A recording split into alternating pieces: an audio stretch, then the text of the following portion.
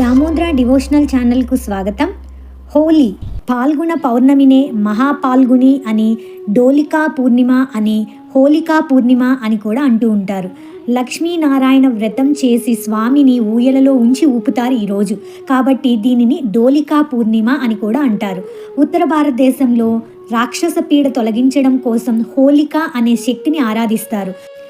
ఆ మరునాడు బహుళ పాడ్యమి వసంతోత్సవం పేరుతో ఒకరిపై ఒకరు రంగులు చల్లుకొని సంబరాలు జరుపుకుంటూ ఉంటారు. హోలీ అంటేనే సరదాగా జరుపుకునే పండుగ. రంగుల పండుగగా పిలువబడే ఈ పండుగ మన హిందువులందరికీ కూడా ముఖ్యమైన పండుగగానే ఈ మధ్య కాలంలో జరుపుకుంటూ ఉన్నారు. వసంత ఋతువు ఆగమనం సూచికంగా ఈ పండుగను జరుపుకుంటూ ఉంటారు కదా. ఈ పండుగ చెడుపై మంచి యొక్క విజయము, శీతాకాలం ముగిసి వసంత ఋతువు రాక సంతోషం, ఆనందం, సామాజిక సామరస్యం యొక్క చిహ్నంగా భావిస్తారు. హోలీ పండుగ ఎందుకు జరుపుకుంటారు మీకు తెలుసా? చెడుపై మంచి యొక్క విజయం అని చెప్పి ఇందాక చెప్పుకున్నాం కదా. హోలీ పండుగ రోజే హిరణ్యకశిపుడు, హోలిక, పూతన వంటి రాక్షసులపై విష్ణువు, శ్రీకృష్ణుల యొక్క విజయాన్ని సూచిస్తుంది. హోలీ ఎన్ని రోజులు జరుపుకుంటారు? 2 రోజుల పండుగగా చెప్తారు. మొదటి రోజు హోలికా దహన్. ఈ రోజున మనందరం ఎండు కొమ్మలు, ఆకులు, ఇతర ఏ వేస్ట్ ఉంటే ఆ వేస్ట్ అంతా తెచ్చి పెద్ద మంటను వేస్తాం.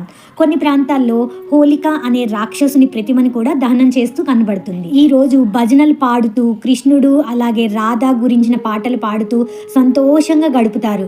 అట్లాగే ఇస్కాన్ చూసుకుంటే ప్రపంచ వ్యాప్తంగా ఉన్న ఇస్కాన్లో శ్రీకృష్ణ భక్తులు పండుగని రోజంతా భజనలు పాడుతూ జరుపుకుంటూ ఉంటారు.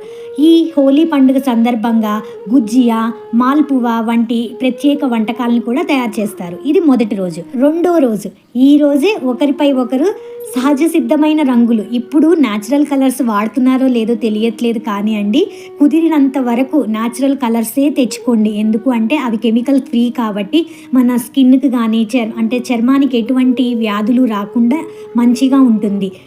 హోలీ పండుగ యొక్క చరిత్ర చాలా పురాతనమైంది. దాని మూలం గురించి చాలా కథలు చెప్తూ ఉంటారు. అందులో కొన్ని ప్రాచుర్యం పొందిన కథలు ఏంటి అంటే ముందే చెప్పుకున్నాం కదా, హిరణ్యకశిపుడు, అలాగే పూతన, అలాగే హోలిక అలాంటివి. ఇప్పుడు హిరణ్యకశిపుడు కథ చూసుకుంటే, హిరణ్యకశిపుడు అనే రాక్షసుడు తన కుమారుడి పేరు మనందరికీ తెలుసు కదా, ప్రహ్లాదుడిని విష్ణువుని పూజించకుండా ఆపడానికి ప్రయత్నించాడు. చివరికి విష్ణువు శ్రీ నరసింహస్వామి అవతారం ధరించి హిరణ్యకశిపుడిని చంపి ప్రహ్లాదుడిని రక్షించాడు.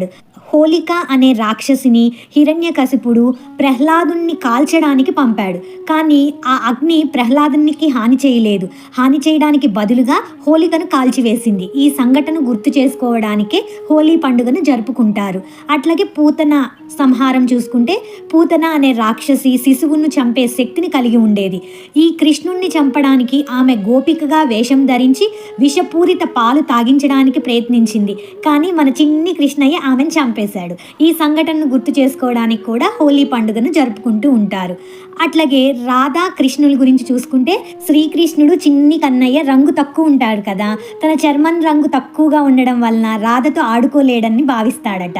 రాధ చర్మం రంగును పోలి ఉండేలా శ్రీకృష్ణుడు తన ముఖంపై రంగులు పూసుకున్నాడు. ఈ కథ నుంచే హోలీ పండుగలో రంగులు విసురుకోవడం అనే ఆచారం ప్రారంభమైంది. బార్సానాలో లడ్డూలతో హోలీ వేడుకలు జరుపుకుంటారు. దాంట్లో ఉన్న పౌరాణిక కథ ఏంటి అంటే, పురాణాల ప్రకారం ద్వాపర యుగంలో హోలీకి రాధాదేవి తండ్రి పంపిన ఆహ్వానాన్ని నందగోపాలుడు అంగీకరించారు.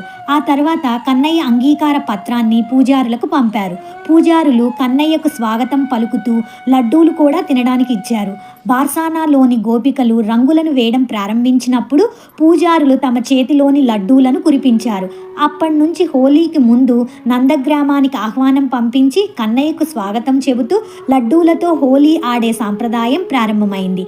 నేటికి కూడా బార్సానా, నందగ్రామాల్లో ఈ సాంప్రదాయం కొనసాగుతోంది. ప్రజలు ఇప్పటికీ లడ్డూలతో హోలీ వేడుకలను ఆడుతున్నారు. హోలీ పండుగ వచ్చిందంటే మా పిల్లలకు కానీ, అపార్ట్మెంట్లో కానీ, చుట్టుపక్కల కానీ అసలు ఇంకా ఆనందానికే హద్దులుండవు. ముందు రోజే వెళ్ళి రంగులు కొనుక్కొచ్చుకోవడము, గన్స్, పిచికారీస్ అన్నీ కొనుక్కొచ్చుకొని సరదాగా ఎగ్జైటింగ్గా వెయిట్ చేస్తూ ఉంటారనమాట. పొద్దున్న ఎప్పుడవుతుంది, వెళ్ళి సరదాగా ఎంజాయ్ చేయాలి అని చెప్పి సరదాగా గడపండి. కాకపోతే ఏంటి అంటే న్యాచురల్ కలర్స్ని వాడండి. కెమికల్స్ లేకుండా ఉన్నవి వాడడానికే ప్రయత్నం చేయండి. అలాగే నీరు చాలా తక్కువ ఉంది, స్కేర్సిటీ చాలా ఎక్కువ ఉంది కాబట్టి నీరుని చూసుకొని వాడండి. ఈ ఒక్కటే మనం పాటించుకుంటే అందరం హ్యాపీగా సంతోషంగా ఉంటాము.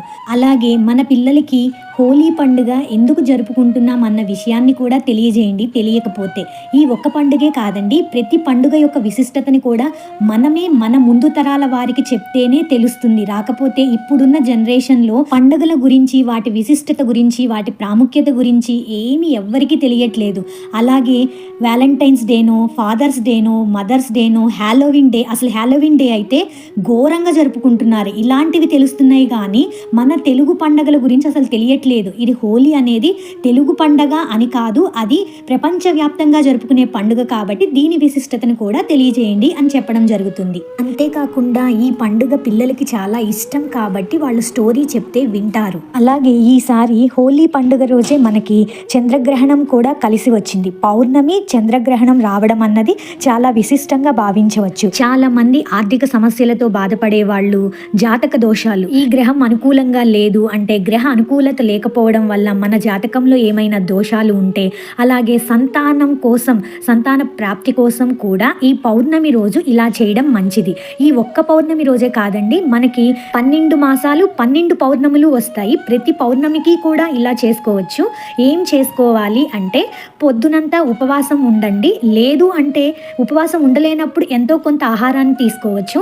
సాయంత్ర సమయానికి పరిశుద్ధంగా స్నానం చేసి లక్ష్మీనారాయణలు పూజించడం మంచిది. లలితాదేవిని పూజించడం మరీ మంచిది. అంటే ఎలా పూజించాలి అంటే మనము స్నానం చేసిన తర్వాత ఆ పూర్ణ చంద్రునికి నమస్కారం చేసుకొని, కుదిరితే ఆ చంద్రుని కాంతి పడే చోట కూర్చొని ఈ లక్ష్మీ సహస్రనామాలు, లేకపోతే విష్ణు సహస్రనామము, లలితా సహస్రనామాలు ఇలా మనకి తోచినది చదువుకోండి. లేదు అంటే పరిశుద్ధమైన మనస్సుతో ధ్యానం చేసుకోండి.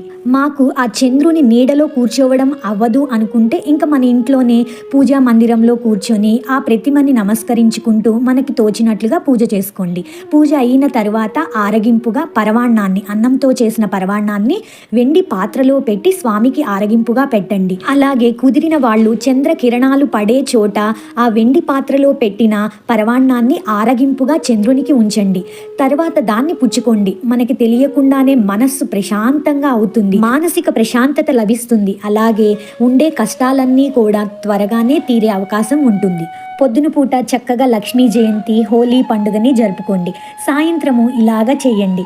ఎంత మంచిగా అనిపిస్తుందో మీరే గమనించండి. సర్వం శ్రీకృష్ణార్పణమస్తు.